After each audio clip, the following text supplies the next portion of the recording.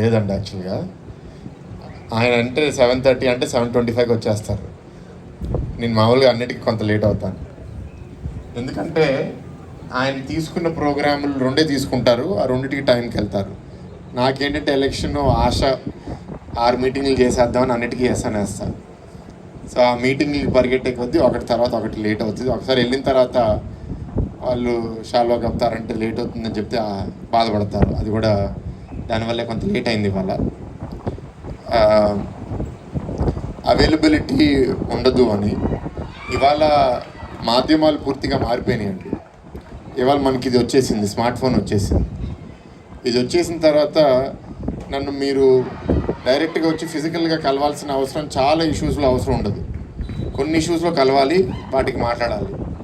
కానీ చాలా ఇష్యూస్ దీంట్లో జరిగిపోతాయి. మీకు టైపింగ్ వస్తే, ఇంగ్లీషు తెలుగు చదవగలిగితే, రాయగలిగితే దానికన్నా ఇంకేం అవసరం లే. నేను యాక్చువల్గా దాని మీద బాగా ఉన్న వాళ్ళకి ఇంకెక్కువ నేను రెస్పాండ్ అవ్వగలిగాను. నా టీంలో కూడా కొందరు ఉన్నారు మంచి వాళ్ళు, కానీ ఇది ఎట్లా వాడాలో తెలీదు. పాపం వాళ్ళు ఏంటంటే నేను అందుబాటులో లేనని నా టీం అనుకుంటున్నారు. అది కాదు కారణం. ఏంటంటే మెసేజ్ పంపిస్తే నేను ప్రతి రాత్రి, అంటే ఎలక్షన్లో కుదరట్లేదు కానీ మామూలు సందర్భాల్లో ప్రతి రాత్రి నేను మెసేజెస్ క్లియర్ చేస్తాను. అండ్ నేను హైజీన్ కూడా చాలా మెయింటైన్ చేస్తాను. ఎట్లా అంటే నాకు good morning, good evening, today is a bright day ఇట్లా ఎవరైనా పంపిస్తే చెప్తాను, దయచేసి నాకు ఫార్వర్డ్స్ పంపించద్దండి.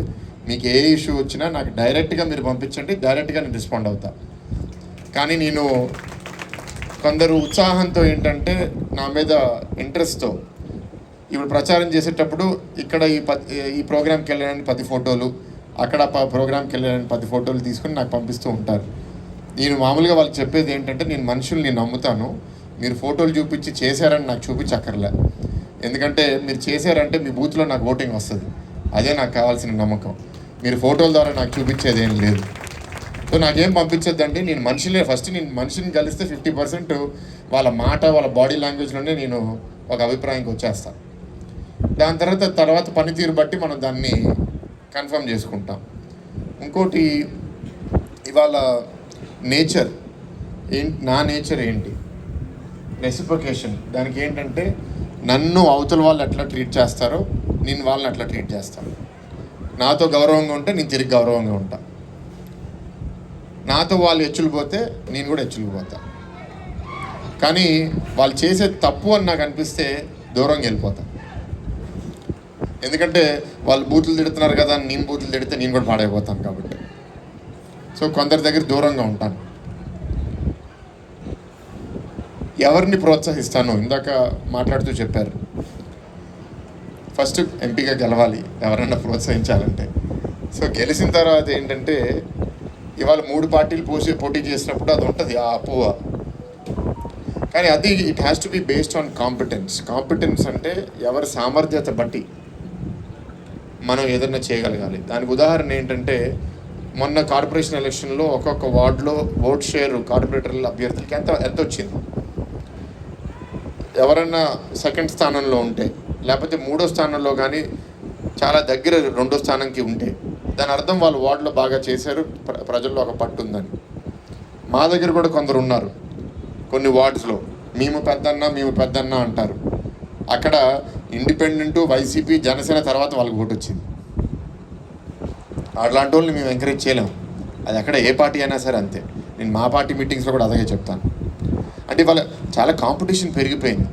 ప్రత్యేకంగా ఇవాళ మన కూటమిలో ఉన్నప్పుడు ఆశపడే వాళ్ళు ఎక్కువ ఉంటారు, ఉండే పదవులు తక్కువ ఉంటాయి.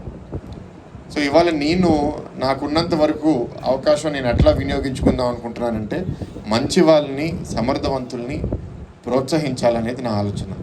తప్పకుండా అట్లా ఎవరైతే ఉంటారో వాళ్ళందరినీ ప్రోత్సహిస్తాను. అదే ఇబ్బంది లేదు. నా చుట్టూ ఎవరు తిరగక్కర్లేదు, నా గురించి వర్తాసులు ఏం పరకక్కర్లేదు, నాకేమీ బొకేలు, గార్లెండ్లు ఇవ్వక్కర్లేదు. నేను అట్లాంటి ఏవి కోరను. నాకు అసలు బిల్డప్లు, హడావిడ్లు అంటే ఇష్టం లేదు. సింపుల్గానే ఉంటాను. నాకు సింప్లిసిటీ ఉంటేనే నాకు తెలుస్తుంది. అండ్ నా సుఖంలో నాతో ఎవరున్నారో నేను ఆలోచించాను, కష్టకాలంలో నాతో ఎవరున్నారో నేను ఆలోచిస్తాను. నాకు ఎందుకంటే డబ్బులు ఉంటే, పవర్ ఉంటే అందరు చేస్తారు మన దగ్గర. ఈ 5 ఏళ్ళు మనకి పవర్ లేదు కాబట్టి ఎవరేంటో చాలా వరకు అర్థమైంది. సో నేను ఇక్కడేమి సంపాదించాలని లేకపోతే ఏదో కొత్తగా పేరు పొందాలని రాలేదు. ఉన్న పేరు పాడు చేయకూడదని మాత్రం డెఫినెట్గా ఉంది. సో ఆ విధంగా పనిచేస్తాను. ఈ ఎంటైర్ పార్లమెంట్లో ఒక మార్క్ అయితే లీవ్ చేయాలని ఉంది. ఈ నియోజకవర్గంకి వచ్చేసరికి సందీప్ ఆశించారు, బాగా పనిచేశారు, కానీ అనేక కారణాల వల్ల అది జరగలేదు. నాకు కూడా ఆయన అంటే చాలా ఇష్టం. మంచి మనిషి, సౌమ్యంగా ఉంటారు, కూల్ లూజ్ అవ్వకూడదు పాలిటిక్స్లో. లాంగ్ టర్మ్ ఆడాలి అంటే మనం లూజ్ అవ్వకూడదు. సో ఆయన మెచ్యూరిటీతో హ్యాండిల్ చేస్తున్నారు నిర్ణయాలన్నీ. ఇబ్బందులు ఉంటాయి పాలిటిక్స్ అంటే, కొన్నిసార్లు మనం ఫేస్ చేసే ఇబ్బందులకి మనకి జవాబులు కూడా ఉండవు. అయినా సరే నమ్మకం అనేది అవసరం మన పార్టీ మీద, మన నాయకుడి మీద. ఆ నమ్మకంతో మనం పనిచేస్తేనే మనకి ఏదన్నా ఉంటుంది. అండ్ వైసీపీ ఎంపీ స్ట్రాటజీ అన్నారు, క్రాస్ ఓటింగ్ కోసం ట్రై చేస్తున్నారు. డెఫినెట్గా రూరల్ మండలాల్లో ఎక్కువ వాళ్ళు అది ట్రై చేస్తున్నారు. ఇక్కడ ఎవరైతే మండలాల నాయకులు ఉన్నారో వాళ్ళని ప్రత్యేకంగా కోరేది ఏంటి అంటే దాని మీద దృష్టి పెట్టండి.